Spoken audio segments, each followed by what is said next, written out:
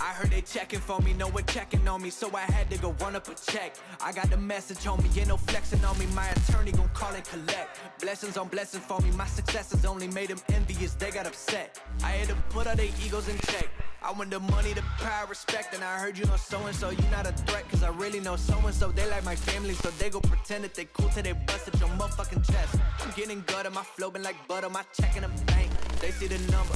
All of my haters feel one of two ways, really upset or they show some respect. I can't even think about it, I've been up, so read about it, no beat around it, straight to it, no ring around it. You coming for me, we'll see about it, we'll never see it when I get my feet up. 100 meters where I run the fee up, and go for ching and nine, I'm on a pia. I had to re-up on a reel, so you stay the feeder, and put it back into the bit, cause I don't really need it.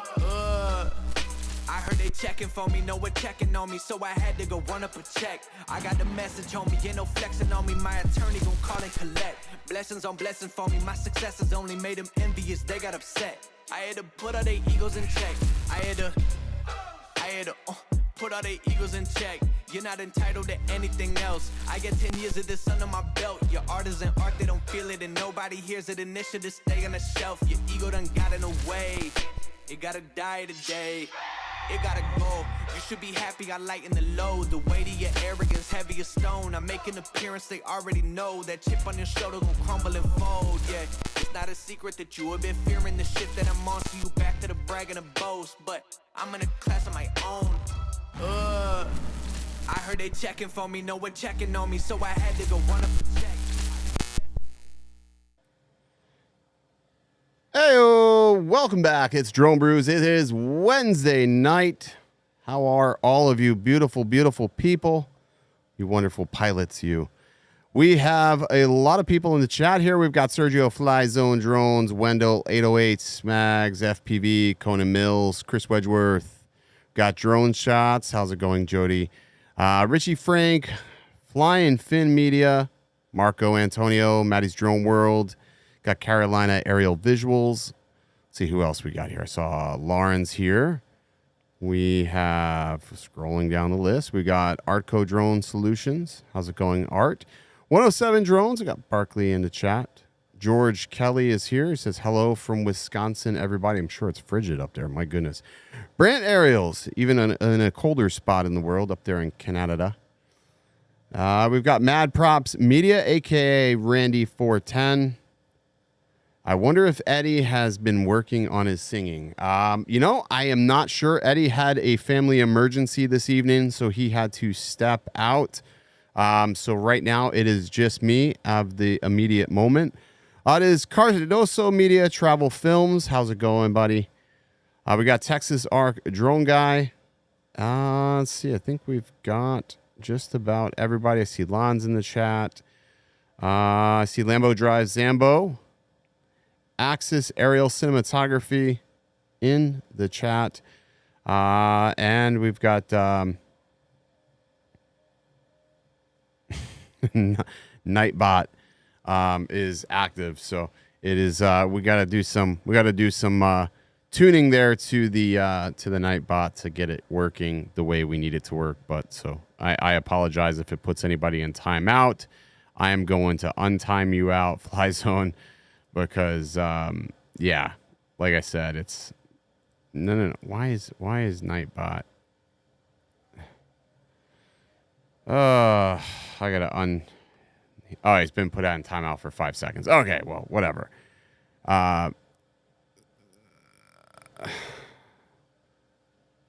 Maybe I just need to put Nightbot in timeout. I'm not really sure. All right. So anyways, tonight we're just going to go ahead right into it. Let me go ahead and mute notifications here. We're just going to jump right into it tonight. We're talking about the Mini 3 Pro best travel drone because quite frankly, it really is. We have the upcoming Texas Drone Workshop tonight, or not tonight, this weekend. Actually, it starts on Saturday. It ends on Sunday evening, maybe evening or afternoon. And I'll be in there. I'll be actually in Houston Friday night, get there, and not really going to have a lot of time to do much, but We have the Texas Drone Workshop. So if you haven't already, go ahead and type that into Google. Sign up for that if you're in or near Texas and you want to participate in the event. There are still some tickets available. They did very limited seating this time just because of how packed it got last year. So there are still some tickets available. I will be there. Billy Kyle will be there, along with other professionals in the industry. So I encourage you, if you're serious about taking your craft to the next level, click on the link, check it out. I don't have a link in the description yet, but there will be after the stream. So if you're watching this and you're curious, click on it, check it out. I am going to be filming my segment of the course that I'm going to be presenting, so I can I'll put it out like an abridged version later on in the week. Next week I'll put that out there. So yeah, there we go. Alrighty. New shop. Who's got a new shop? I don't know. Somebody said new shop. We can. I do have a new studio, but not as of yet. This is not the new studio. This is still the old studio. I did go ahead and print out the toroidal props, and I've been testing them. However, my testing has not been very conclusive, and it's not been very good simply because they keep blowing apart. The props keep blowing apart. And I can only assume that that's because of the 3D printing process, because we're putting props under a heavy load that are adhered layer by layer. So I'm hoping to hopefully get a good batch of props. I will say they are quieter, but anything beyond the decibels, I really can't comment on if they do better for performance. I don't think they do better for performance, at least not now, because the props aren't really balanced very well. But they are, I will say they are definitely quieter. The other thing to keep in mind with these toroidal props is that the fact that they aren't the exact formula or design that MIT initially released or touted anyways, I should say. So I will definitely go with the fact that for freestyle, you're probably not going to want these types of props. Maybe for like a Mavic or something like that, maybe that would be reasonable to have these types of props to lower those decibels and increase efficiency if they are proven to be better. But so far, anybody that's had any long flight with them has not seen a favorable flight time. They've actually seen deficits in their flight time since trying these props. I saw Quad Mover. We talked about the Quad Mover video. His design that he printed, actually, from a structural integrity standpoint, was a lot better than what's on Thingiverse right now. The props that are on Thingiverse right now, I feel like all have a common problem, and they're all splitting and breaking in the same parts. And I just feel like it's just way too dangerous to even go down that route. My fear is there's so many of these prop videos popping up, and I don't feel like there's enough people talking about the safety aspect of 3D printing props. Because I can tell you, just in this office this week while I was testing these, I armed the quad and I was just doing a hover test in the studio, and I had 4 props completely obliterate themselves about 1.5 feet off the ground. And luckily I was wearing safety goggles, because some of the pieces of the prop struck me in the face. And if I didn't have my safety glasses on, I could have got hit in the eye, because it was moving quick enough to where, I felt it. It didn't draw any blood, but if it hit your eye, different story. So definitely not something to mess around with. So I would just strongly encourage anybody that is considering doing these or trying 3D printing them to not. It's not worth it, because you will probably lose your drone. Despite what, like I said, Quad Mover was lucky with that. Mini 3 Pro would be really a stealthy biatch with the toroidal. I don't know. They're quiet, but they're not. See, here's the deal with the toroidal props. You're trading 1 decibel, one type of pitch, for another. So you're going from this higher frequency that sounds like annoying bees to like more of a droning, drumming frequency. So it's not necessarily that they're quiet or our ears, because we're hearing a different pitch or a different octave or a different frequency. We associate that frequency with reduced noise when it's not actually the case. People tend to associate lower frequencies that are quiet versus higher frequency. Higher frequency, we always think, oh, it's louder, it's more obnoxious than a lower frequency. It's just how our ear perceives that information, yet it could be the same decibel altogether. We won't know until we do more testing. So we will just have to keep on testing and find out. So not really sure. Trying to go through the chat here, keep up with everything.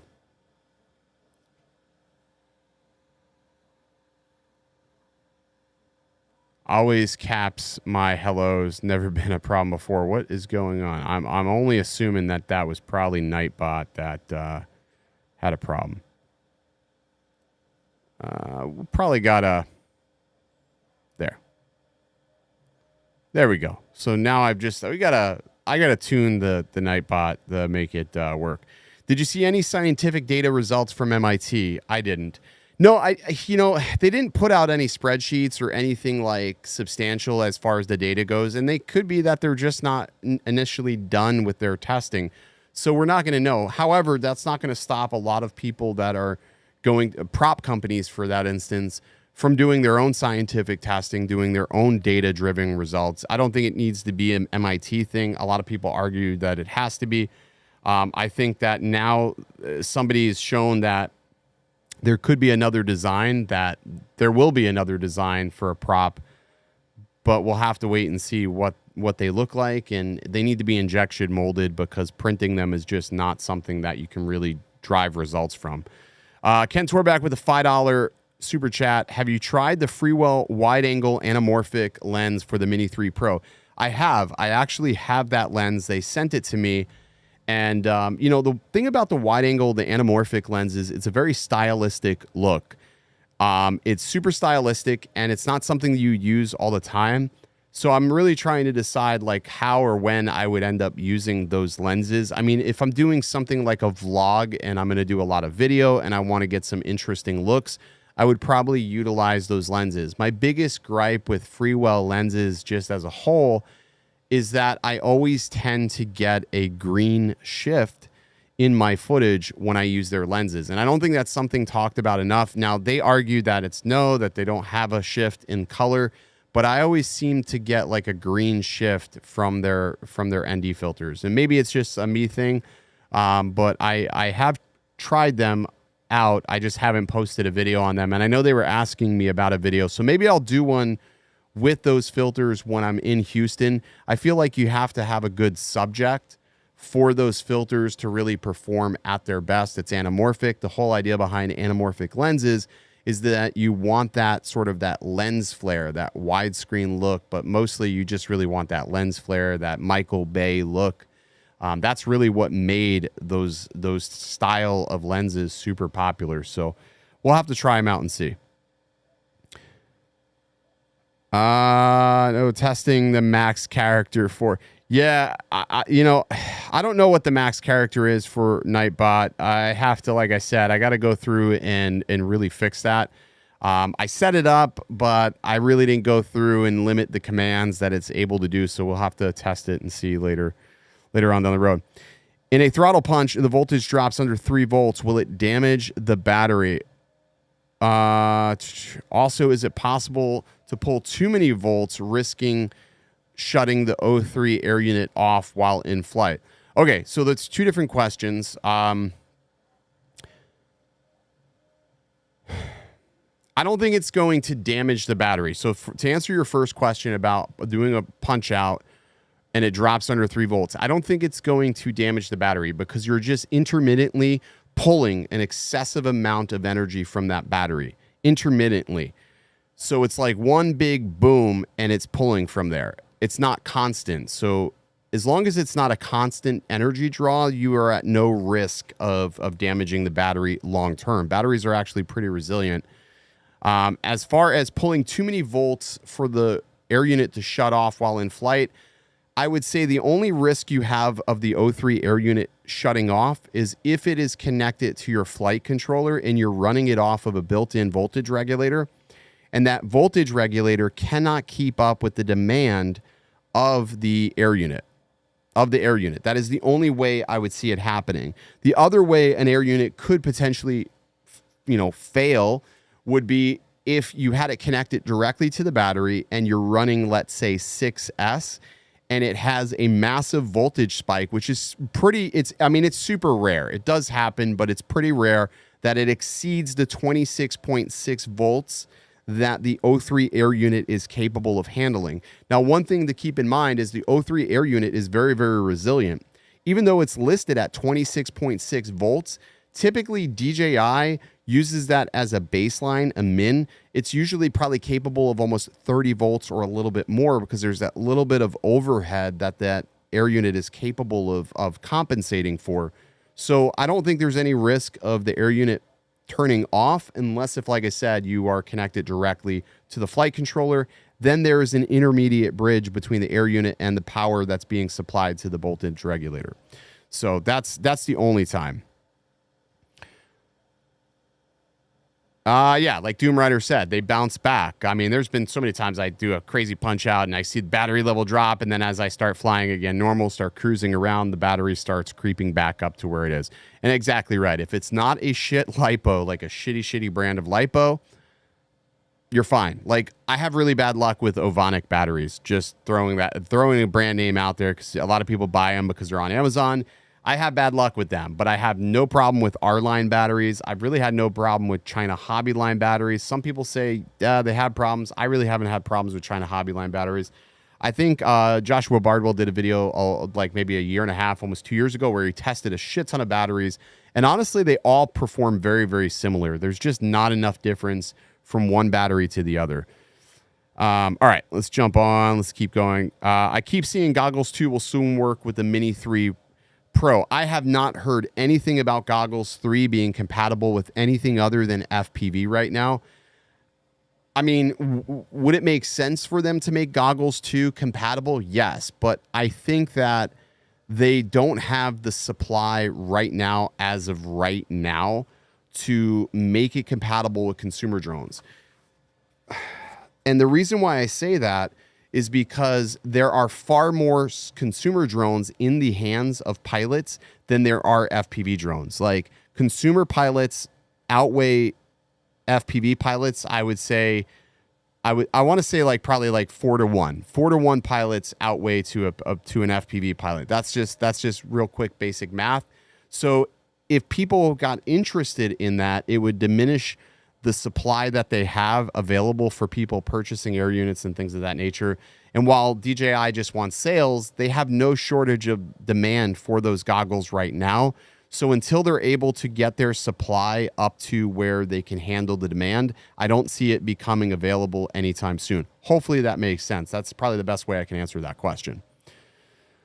I wish they worked with the Mavic 3. Yeah, I mean, a lot of people do wish that the goggles worked with the Mavic 3. Personally, I've tried flying with the goggles, with the Orca goggles. I mean, it was a cool experience, but if I'm just being completely real and honest, it only works in a handful of situations. If I'm flying a house or doing real estate videos, I'm changing directions way too much, and there's way too many obstacles that my normal Mavic will not navigate because it does not fly organically. A Mavic goes left to right and makes sort of abrupt, janky maneuvers because the gimbal is what creates the organic flight that we experience, not the actual drone itself, because the drone doesn't normally bank on its own.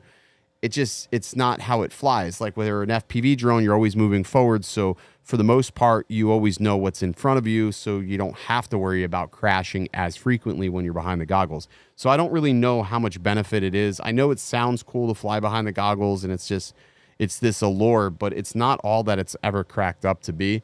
Unless if you're in a super bright situation, but if there's too many obstacles, I still prefer to fly my Mavic mostly in the line of sight. My RacePal lipos are great too. RacePal makes good lipos. I mean, I've not had too many problems. I don't really fly too many of them. So let me scroll back up, make sure I didn't miss any other questions here. Actually, I probably need to switch this over to live chat so I can actually see the questions as they come through, because I often miss things as it comes through. So I got Drew Hampton's question. There was something else I thought I saw. Hi, Ken. Peter from Ireland. In your real estate photography business, have you ever been asked to do any thermal images? I can honestly say when it comes from a realtor standpoint, no. One, there's not much they can do with that. Number two, that's what they're paying a home inspector for. So if they're going to have an inspection done, they will utilize that type of thing for a home inspector. And then the third thing is most of the time for thermals to be effective, they cannot have a thermal load on the home. So most of the time when I'm filming, the home already has a thermal load on it. So it would render any of the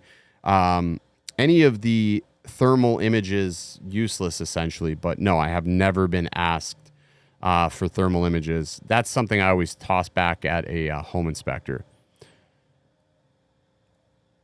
Brad Henderson says, where do you see DJI going with the mini lineup of drones? Next, how do you see a future of the Air 3 falling into the lineup? That's a good question. Honestly, I don't know. I feel like at some point the mini lineup became fragmented after the Mini 3 Pro, because the Mini 3 Pro, I think, exceeded a lot of expectations from many people, and including myself, because when we look back at the Mini 3 lineup or the mini lineup of drones, it's always fell a little bit short of its expectations, right? We always wanted this mini drone that can just do so much, but always realized that DJI would never do any of those things. And then all of a sudden, here they go, they drop this Mini 3 Pro and it hits all the boxes. And we're all just sort of like, wow, really don't have much to complain about for what the price was and where it's at and the size and the weight. You're just sort of like, well, damn, this is really the perfect little drone. And then when we start talking about the Air 3, we don't know if the Air 3 lineup is going to continue on. We just don't know. How does that slot in between the Mavic 3? I don't know. I mean, it just seems weird to have another drone like an Air 3 when we have the Mavic 3 and the Mini 3. I think they can do away with the Air 3 line, personally.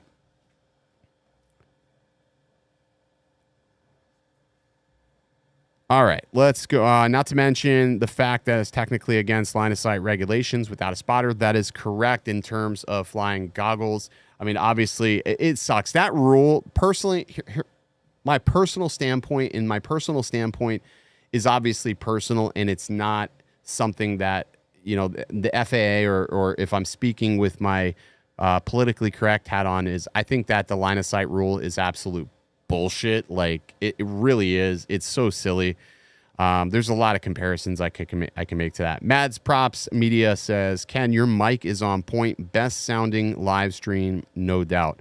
Dude, I really appreciate that. I put a lot of time and effort into researching equipment that's needed to try to make these live streams as professional or as clean or seamless as they possibly can be.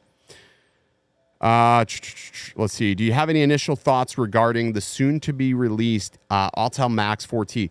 So I'm going to get my hands on the Max 4T probably next month. They're going to hit DroneWorks doors, I would say, probably the second or third week in March, and I'm going to start testing it and putting it through its paces. I will tell you, last night I was doing something very, super weird, not even the normal request, but I was using thermals to film a music video or film scenes for a music video for an artist that I was just like, it was a weird request, but I realized how good in that time of filming that the Mavic 3T actually is. The OcuSync transmission and just the way the drone flies, I have a lot of trust. I have a lot of faith. Even in the darkness of night, I didn't have a shadow of a doubt that the 3T was going to be everything I needed in a bag of potato chips. It was absolutely perfect. Now with the Max, and they're talking about this new transmission system, my only hope is that they got the transmission system nailed down. The second thing is, this is a heavy drone. Their electronics and their components need to be absolutely spot on, and it needs to exceed expectations. Autel can no longer just meet expectations when it comes to releasing a product. If they do not exceed the consumer or the commercial pilot's expectations, I don't see them having a successful year, and I see them wasting a lot of money with the Max. The other thing is we are now in February. They released and announced that in January. If it does not hit pilots' hands by March, we have yet another delayed release on our hands from Autel. They have to do better. They have to do better. I get so tired of saying that they have to do better. And I know there's a lot of Autel fans that are just willing to accept these late delayed releases and willing to accept just okay performance. It is no longer acceptable with the technology that we have available to us and what's on the market today to accept anything better than excellent. You shouldn't, especially when you're paying above $15,000 or even anything over, I would say, that $5,000 mark. It just needs to be damn perfect.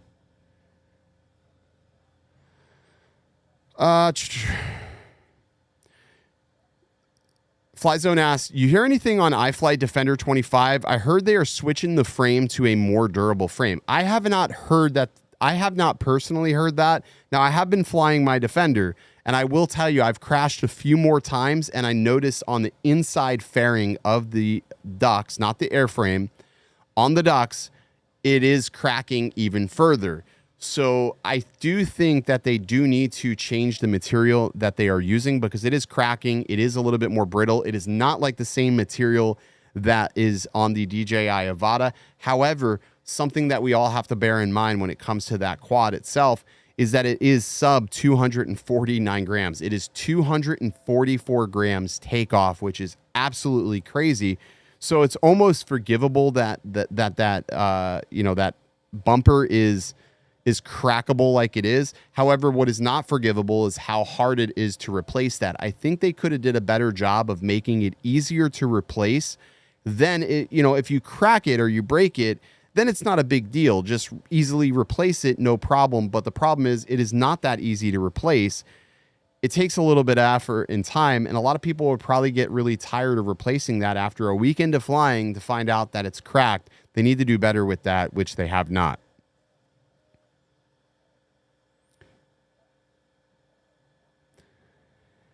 Oh, Brad Henderson says, I remember being subbed and watching your videos when you had the OG Autel Evo and committed to only flying / own one drone at a time. Yeah, boy, have times changed. Now it's like, I'm just trying to use whatever's available and whatever the best drone for the time is. And, at the time right now, the Mavic 3 is the best drone I own. I literally use it almost every single day on almost every single shoot that I do. And it just doesn't fail me. I just know what to expect of it. And I just wish I still had that same confidence in my Autel products. And I think back when I had the original Evo, I was so hell-bent on wanting something that wasn't DJI. Like, I just wanted that so badly, like so many other people want it. And it just fell short of expectations. But that's often the story when it comes to Autel. I think there's a price gap aberrant to DJI. There's still a 600 gap between the Air 2S and the Mavic 3 Classic, not to mention the over 800 gap. Yes, there is a price gap, but it gets to be a point where redundancy starts exceeding what's needed in a market. You've got the Classic, which is what, $1,700, $1,800. Okay.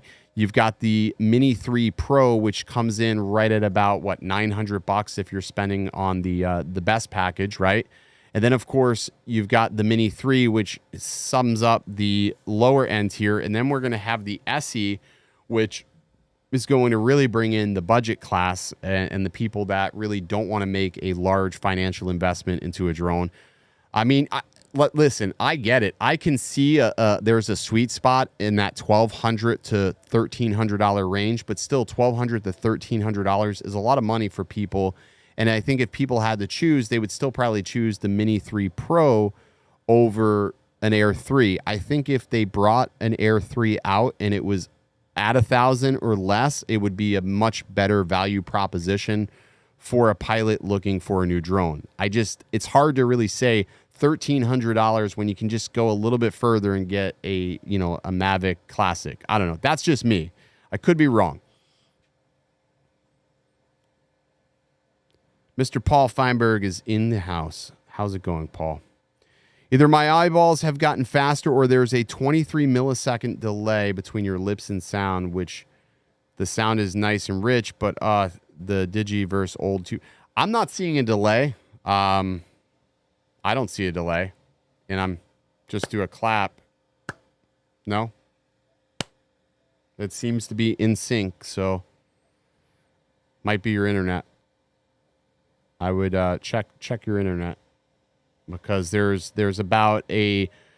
a 1 second delay on audio and video, which I manually add to the stream, just to make sure, to ensure that the audio is in sync. Again, probably is your internet. I mean, for fuck's sake, you drive a Lambo, Sambo, whatever. Ken, I was filming with my Mavic 3 today. The weather changed and I couldn't go. Would you let your bats just discharge themselves, or the drone for 20 minutes?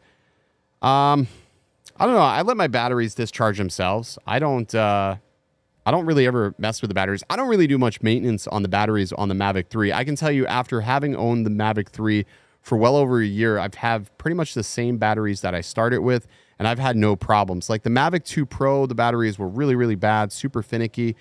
I had problems with the batteries. Now, I will say that the climate here is warmer. It's, usually we're tropical. It's hot, but it's been cold recently, and I've had no problems. I have had zero problems. How worth it is the Mavic 3 Cine? So, Doom Rider, you were asking about the 107 the other day. We had that conversation. I would say the Cine is not worth it. Like, in my opinion, you don't need Apple ProRes necessarily unless you're doing heavy production work. The other thing is they made it sort of difficult with that internal storage. I didn't feel like it was fast enough offloading that. So as long as you don't need or don't have a client that is demanding ProRes spec video, then no, you are totally fine. However, if you are finding yourself working with a client that does require Apple ProRes, then it becomes worth it. Right now, currently today, it is the only drone of its caliber, size, and price that does shoot ProRes. So in itself, yeah, that is sort of worth it for the price, I guess. But I don't really find myself ever needing that. I've never had a client that ever knew what ProRes was. Nobody's ever asked me to shoot ProRes on a drone. Matt's Drone World said, have you heard anything new on that Axis flying Avada that they were supposed to come out with? I haven't talked to the guys over there, but it was the Chinese New Year. I think that was more or less a concept at the time. I know they showed something flying. Again, that's something that would be user installable. I think they were going to sell a conversion kit, but I haven't heard anything more on that whatsoever. Ken, have you heard anything about the supposed Goggles SE? I haven't heard anything about the Goggles SE, and I'll tell you that they can't even get Goggles 2 out and in the hands of distributors and keep them on the shelves long enough. I don't think they need to put out a Goggles SE. That's for damn sure. Just got the Mavic 3 Classic. Good stuff, day one.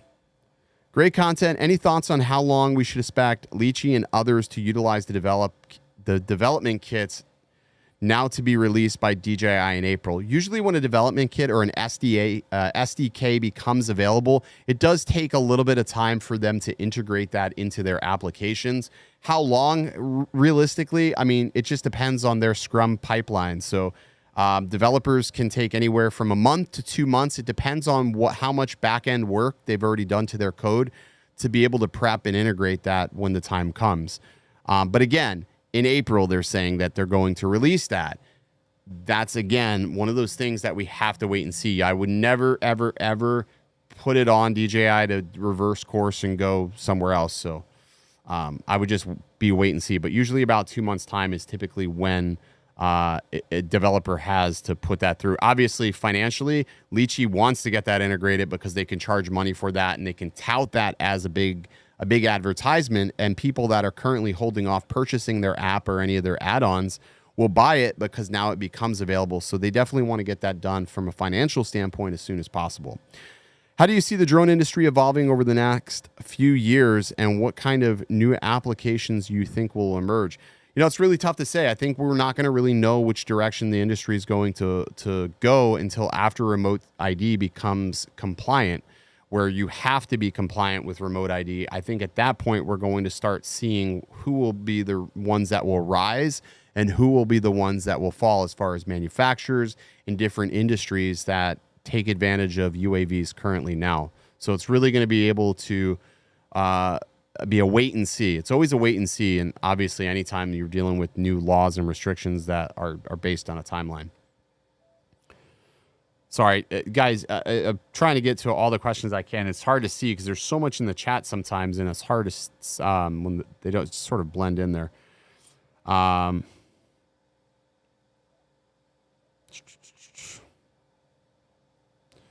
107 drones, they work with older Vistas. Yep. King says, hey, everybody, I'm late. This 3D printing shit has had me sucked in like a funky black hole. 3D printing will definitely do that 100%. Which SDK? Well, they promised an SDK, I believe, for the Mavic 3. So we'll see if that's something that they're actually going to live up to. Do you agree that DJI will probably never release the SDK for the Mavic 3 because it would hurt the Mavic 3T? I don't think it's a never thing. I think they're probably looking to see how much traction they're getting on their enterprise solutions, right? So when we talk about the 3T is a whole nother animal in regards to what the RGB drones of the Mavic 3 does. But obviously, I think that they do probably want to limit some of these third-party applications. But I think that they eventually will probably release it if there's enough cry and demand. I mean, if it's something that enough people really ask for, I really do think they will end up caving and doing it. I mean, when I think about the backwards compatibility that they added to the O3 air unit, to the old goggles and the Vistas, like I never thought the Vistas would have worked with the new goggles, but they reverse course. So obviously they do listen to the community, but they also want to look at things from a business standpoint.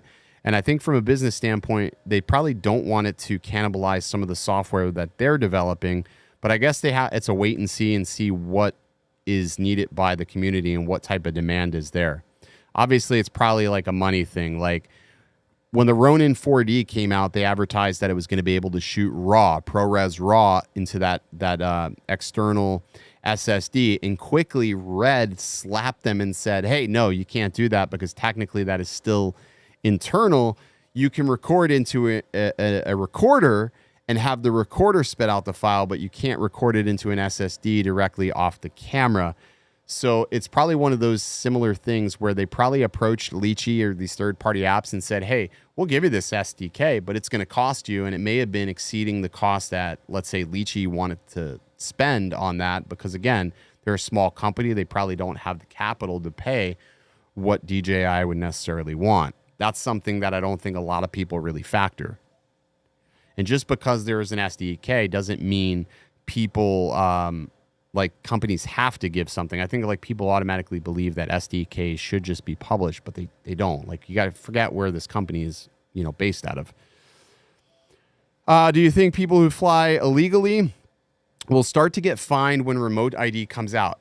I don't know. I think that the people you will see get fined first will be us, like YouTubers. Like if we break the law or we fly against regulation and know that we are going against the regulation with remote ID, I think we will be fined first because we are fish in a barrel and we're posting this content, making this content available for anybody in the world, and all sorts of different eyes will then be upon us. So I think we are more at risk than the average Joe Blow that is just going to fire up a 5-year-old drone or whatever, or take off in his FPV quad and not really give a shit.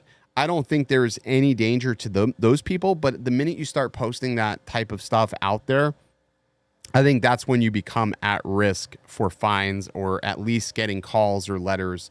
I think that's when there's a problem.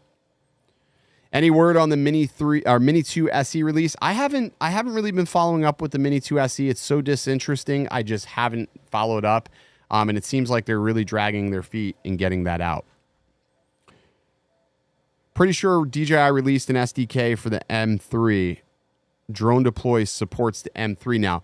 Well, here's the deal. If they released it and they released it to that specific client, that is a peer-to-peer release. It's not a public SDK release. I haven't heard anything that the SDK was made available publicly. That could have been them providing something for drone deploy under a license or a contractual obligation or something. Again, money will get you what you need to do that. Now, drone deploy has capital, has money to make things like that happen. So if they did present DJI with an opportunity, that would be the reason why it is now compliant or now works. That I'll have to investigate further, though. Are you able to use the same batteries between your Avada and the upgrade? Yes.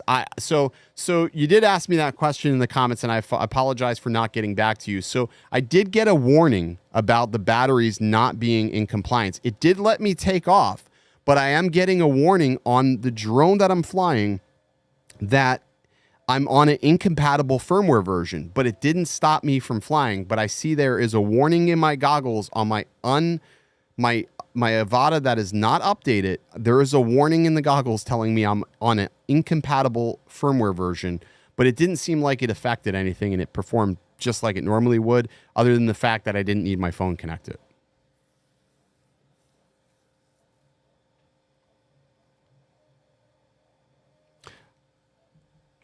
I don't see too many people with 107s or experience with other drones buying the Mini 2 SE. No, that's going to be a strictly consumer drone, possibly much more appeal in other countries, I think. Hey, Bob Casey Ariel, welcome to the stream, buddy. I appreciate you. I've gotten a couple of times on mine too. Brett used Mavic 3 firmware update, took care of it. Cool. Do you think the airline is dead with the release of the Mavic 3? The Mavic 3C? I don't know if it's necessarily dead. I definitely think it definitely hindered the release, but I also think there's a lot of things hindering the release. Like, what would an Air 3 look like? What's the size, the weight?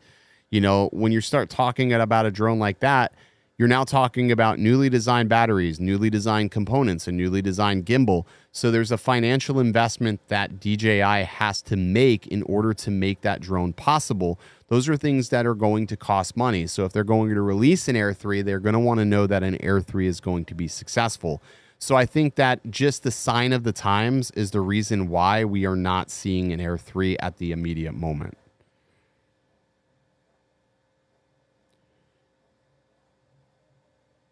Yeah, the Mini 2 SE is definitely just, you know, pumping out the remaining parts. I mean, that's what it feels like. Hell, that's what most good businesses would do. Autel Max multi-rotors says I'm late today. Johnny, the Mini 2 SE could just be a rebranded Mini. I have a feeling you're still going to buy it. You are Johnny Drone buyer. You're going to buy it. You're going to put it on the shelf. You're going to love it. You're going to put it up there with all the rest of your drones. You'll have a Mini 2 SE. Trust me. You may even buy two of them because they're so affordable. You just say, you know what? I want two of them. One to keep in my glove box, one to keep on my mantle. Don't worry. You'll buy it. Almac FPV, what's up, Original Dobo? Not much, man.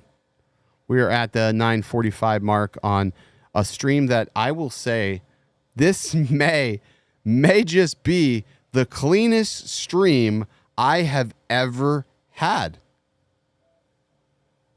Dude, I'm going to ban Nightbot again. I just removed his how?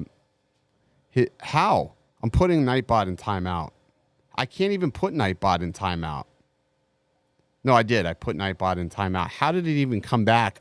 Like, I literally killed it and it came back. That makes no sense. It's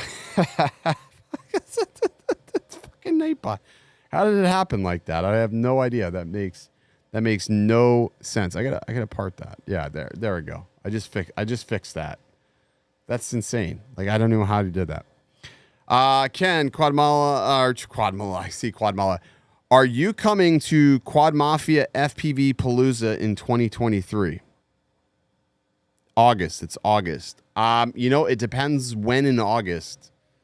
August is a tough month for me because it's my oldest daughter's birthday. We usually go away, but yeah, I mean, I'll definitely try to. If I know when it's happening, I will definitely try my best to come up there.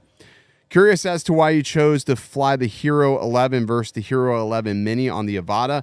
The reason why I do is because I just like being able to have a screen so I can watch it back. When I'm flying and doing something new for the first time, having that screen to play back the video and not have to connect your phone is honestly invaluable. You know immediately if you screwed your shot up.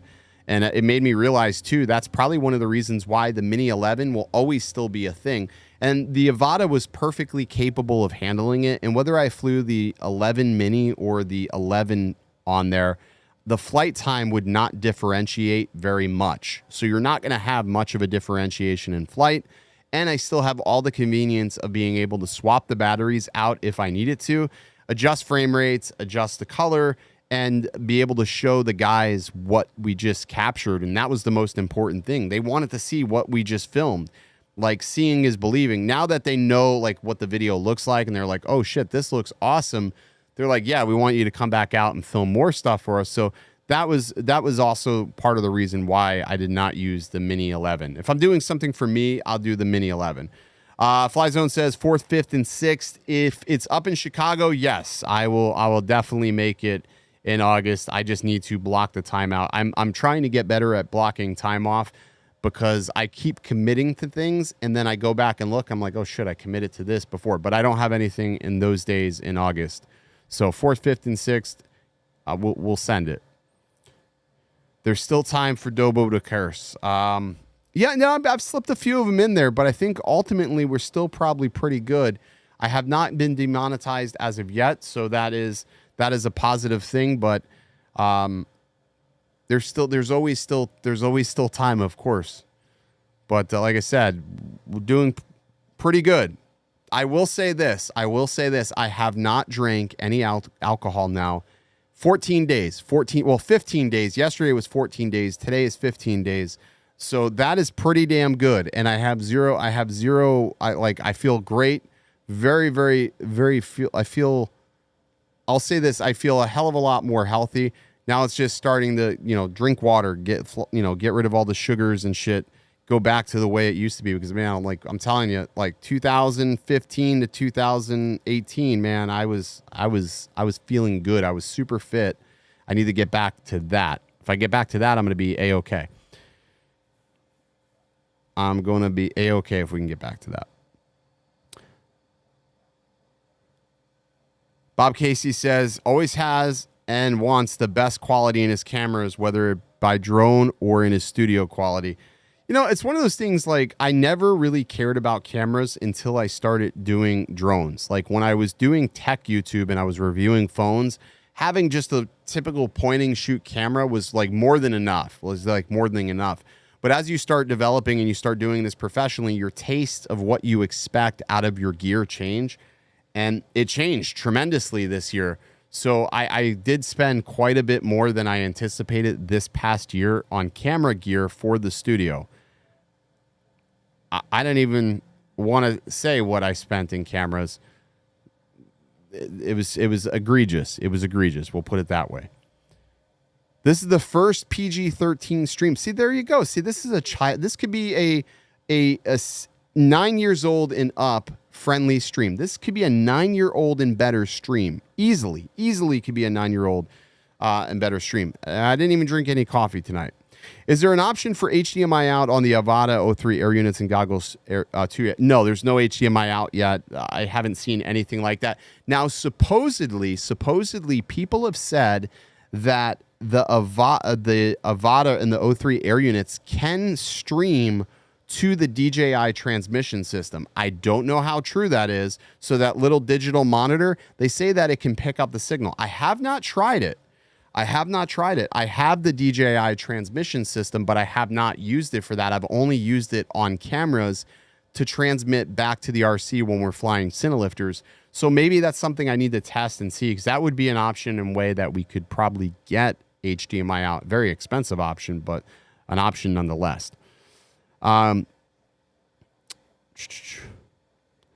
Unique perspective. Okay, I don't even know what that was about. I used you as my sliding down the slope role model. Well, give me time. I mean, I could still fuck it all up. So, I mean, there's still time. of all the drone creators out there right now, I will say I'm pretty much the Homer Simpson of drone creators, because if I can fuck something up and then become a hero, I will fuck something up and then become the hero, just like Homer. Homer will burn shit down to the ground and then fix it, and he's a hero of his own mess. I tend to become a hero of my own mess. So give me a moment. I'm sure I'll burn it all down to the ground. That is the best analogy that I can basically give you. I mean, if I had to tell you, like, I'll just say it like this. Like, this is my Joe Biden statement of the day. If the cat got its tail stuck in the door, but the dog was still watching, you know what I'm saying? That's how it goes. That's about the best I could give you right there. Assholes stick together. A lot of lurkers, man. A lot of lurkers. What do we got in the stream right now? Because there's a lot of information I want. 101 out here, only 2 dislikes. I'll take that all day, any day. I'll take that any day. You know, what the fuck, right? That's what I say all the time. I say the same thing all the time. I was it's so funny today. I was in Orlando. I wasn't sure we were going to stream. I was filming a hotel, and this hotel happens to be on the cusp of the Disney TFR. So it's literally like, it's a series of hotels, and the hotel that I was filming was probably like 985 feet from the Disney TFR. And I was thinking to myself, I'm like, wait, this Disney TFR needs this, like, that's ridiculous how large the Disney TFR is. And it's ridiculous at the fact that Disney is the only one in Orlando that has a TFR. Universal Studios doesn't have a TFR. SeaWorld does not have a TFR. These are all places with high-speed roller coasters. They do not have TFRs in effect in their theme parks. Obviously, stupid idea to fly over there. But Disney has this permanent TFR, which was really fucking annoying. So I'm flying, and I kept thinking to myself, I'm like, all these balloons getting shot down, and here I am flying this drone super close to Disney. Next thing you're going to know, they're going to send the fuckers from up to come shoot me down. The little old guy and the other dude. They're going to send, what's his name? Albert Kim's going to come shoot me down with the old guy. I'm sorry, Albert. God damn, that was terrible. There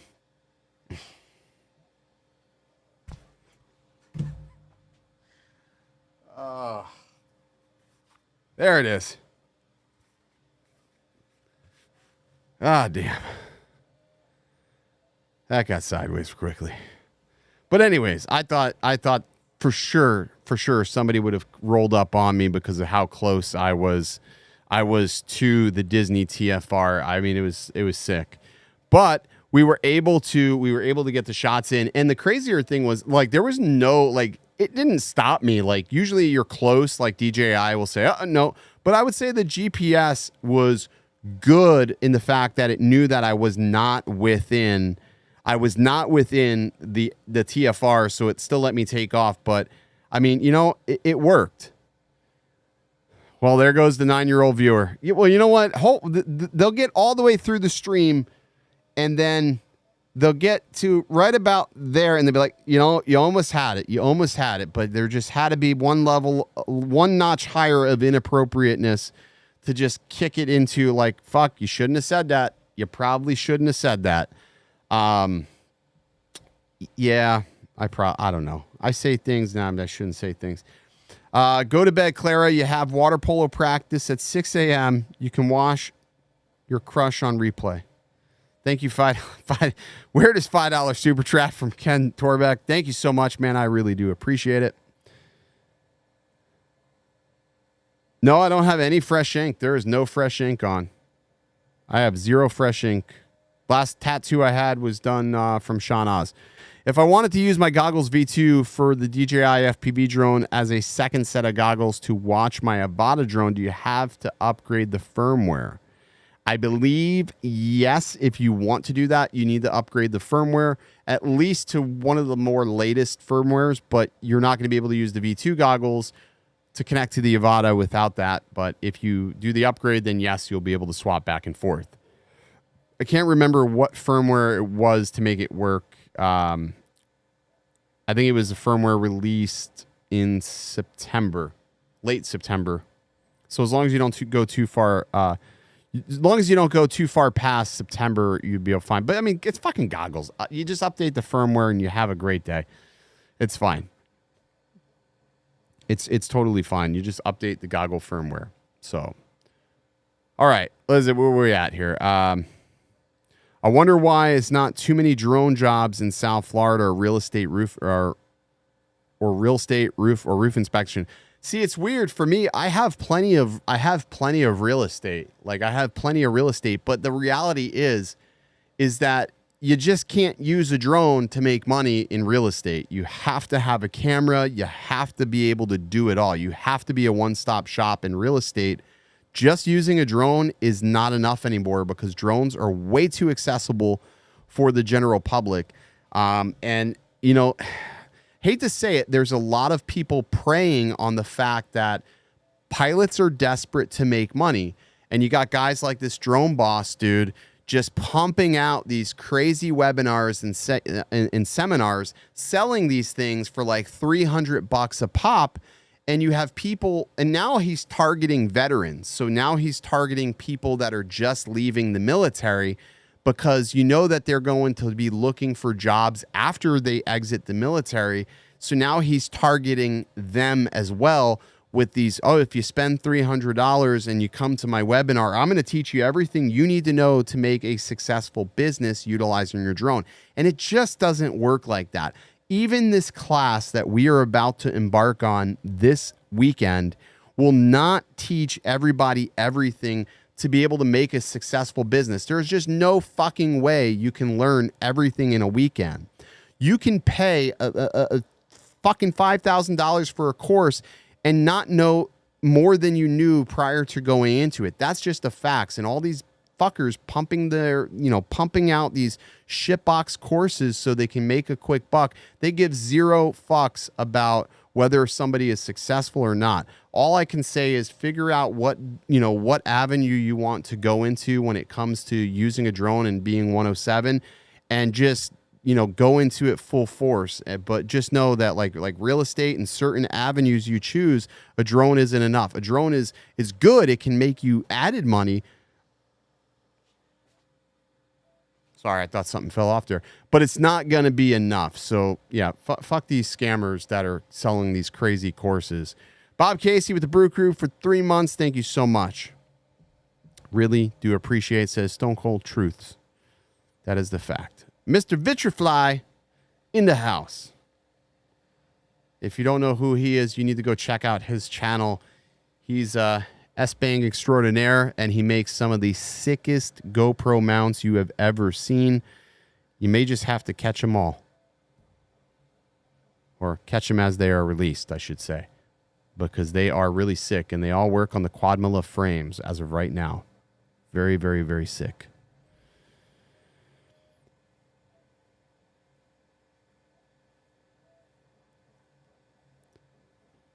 Little Cage wants to do a cameo on live. Ken Harantino pulling out his tooth with a pigeon.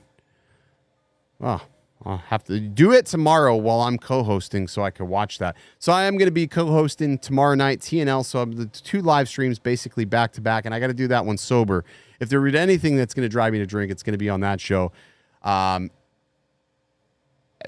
So we may have we will be drinking. Maybe I'll have to take a page out of Ant-Man and get some coffee in the system or something. But we'll have to see. I'll be on Ken Herron's show tomorrow night. It's going to be a good show. He's got Sean from Geeks Vana is going to be the guest. He's got Tammy Jean going to be doing the news and the weather. I think they do the weather. Do they do the weather? They talk about the weather. So there you go. If you were flying your drone in Disneyland, California, your drone would have been down for sure. Yeah, 100%. I would say so. And they had all the stuff going on there with the Chiefs and the Super Bowl winners and all that stuff. So, alrighty. I think that's going to do it, guys. We're at 10:02. We're going to go ahead and call it a night. I want to thank everybody for coming out, enjoying the stream. I will see you next. Well, we may do next Wednesday. We may not. It just really just depends. I've been going almost every other week except for the past 3 weeks where we've been pretty good. Maybe we'll just do it next week. All right, that's going to do it tonight, guys. Stay original. Maybe I'll just get out my head and focus on what I know's coming. Yeah. 'Cause I can't fall asleep at night without seeing my dreams. Delusion and reality, I'm somewhere in between. These voices in my head get loud and they keep telling me that I'm a fool for trusting in these wings. But maybe, baby,